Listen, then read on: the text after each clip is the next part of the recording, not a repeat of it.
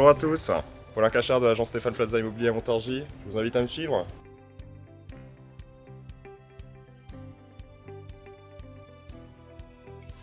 Donc vous le voyez ici, une entrée assez spacieuse qui va desservir l'ensemble de la maison. La pièce de vie, même chose, assez spacieuse. Elle a un potentiel de luminosité assez intéressant. On a quand même deux baies vitrées qui sont assez spacieuses, ce qui nous permet quand même d'avoir de la lumière et d'avoir cette luminosité assez journalière.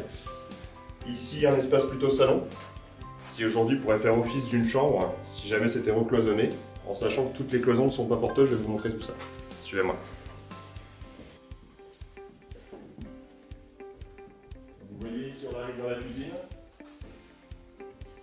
Cuisine qui fait environ 10 mètres carrés, c'est pas négligeable. Et si vous regardez bien, si vous êtes adepte des cuisines ouvertes, notamment sur séjour, vous allez pouvoir justement abattre les cloisons que vous voyez ici, au niveau de l'entrée par exemple. Cette cloison-là n'est pas porteuse, vous pouvez faire une verrière notamment pour éclaircir un petit peu la pièce tout en gardant la cuisine fermée, si les odeurs vous gênent. Et même chose pour cette partie-là, ce qui vous ferait quand même une pièce de vie assez intéressante d'environ 40 mètres carrés. Donc ici, effectivement, vous avez une belle chambre d'environ 13 mètres carrés, avec des placards, bien sûr, bon, à rafraîchir, elle est un petit peu dans son jus, mais elle a son potentiel.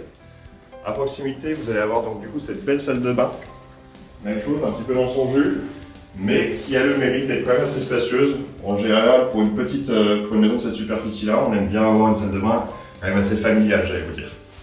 Donc pour le sous-sol, je vous en parlais, je vous invite à me suivre, je vais vous montrer tout ça.